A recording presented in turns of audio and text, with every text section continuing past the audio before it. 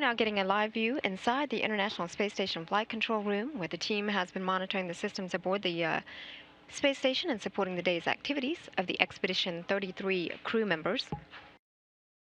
Leading the Orbit 2 team here in the station flight control room today is Flight Director Chris Edelin, shown here in the blue shirt, and next to him, serving as Capcom, is NASA astronaut Kate Rubins, who has been relaying all ground messages up to the crew.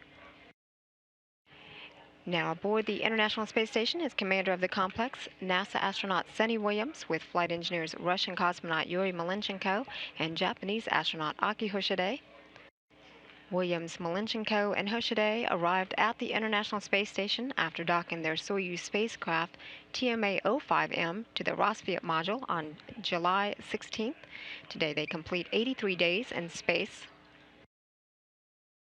The space station with its crew aboard is flying at an altitude of a little more than 260 statute miles. The orbiting facility is making a northeastern turn. Just now coming across Madagascar, and will eventually pass across the Arabian Sea and India. The Expedition 33 crew members kicked off the day with the first of 2 daily planning conferences with ground controllers around the world to review the day's activities and plan for the next set of tasks. Topping the news today for the International Space Station, a set of small amateur radio satellites that hitched a ride to the orbiting complex aboard the Japanese H-2 transfer vehicle back in late July are being released into space. That demonstrates another capability of the space station, as well as the science. Each satellite is dedicated to research. From satellite install case 1 is complete. Congratulations for the... Just a couple of weeks ago, flight engineer Aki Hoshide had mounted the small satellites known as CubeSats in the Japanese experiment module's small satellite orbital deployer that is being used to release the satellites. The satellites were affixed to a slide table that carried them through the airlock. Thank you very much. With hatches closed on the station side, Hoshide commanded the slide table through the airlock and the hatches open to the space side. And in choreographed steps between Hoshide and flight controllers on the ground, they commanded the Japanese experiment module's remote manipulator system, or the robotic arm, to grapple the extended slide table.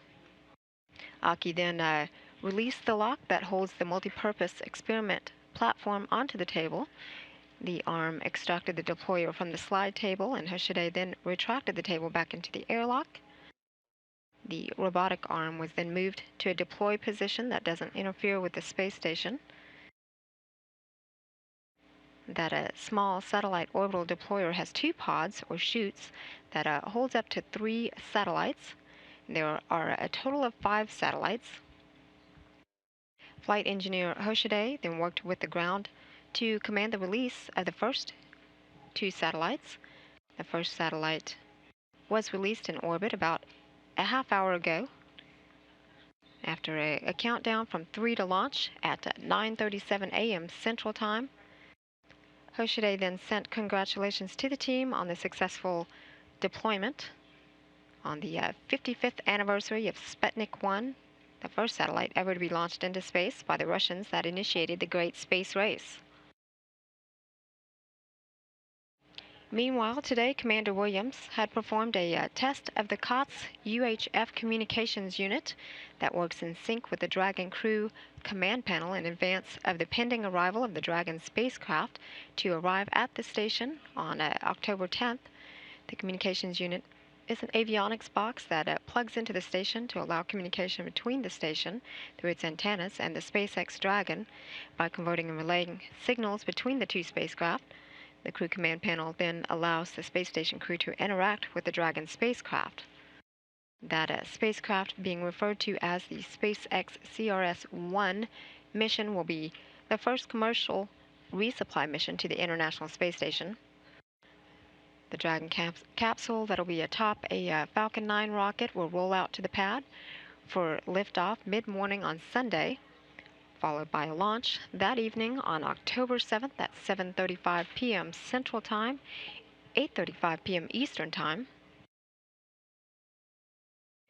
Commander Williams also has a robotics training session here today for a drag and grapple that is scheduled to occur next week at 7:32 a.m. Central Time on October 10th when the spacecraft arrives at the International Space Station.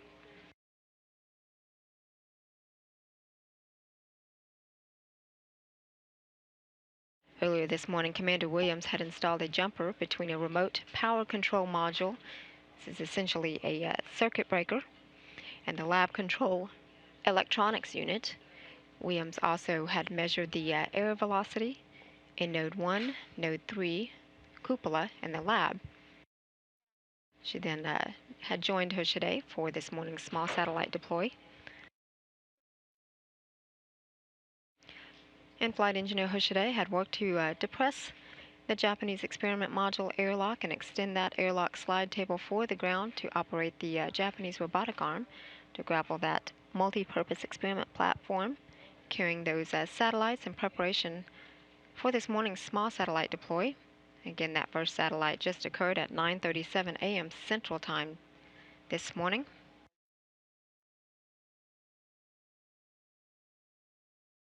The remaining 3 satellites are scheduled to be released during this morning's broadcast here at about 30 minutes from now. And also, Hoshide had powered up the Cupola Robotics workstations, checked out the lab in the Cupola Robotics workstation. He had worked to replace the filter and the potable water dispenser earlier this morning and participated and will participate in that onboard robotics training session with Commander Williams. Again, this is in advance of the Dragon's spacecraft arrival next week on October 10th. That launch again is scheduled to take place this Sunday on October 7th at 7:35 p.m. Central Time. And each of the crew members will put in their daily 2 hours of exercise using onboard gym equipment that includes a station bicycle, a treadmill, and an advanced resistive exercise device that simulates weightlifting here on Earth.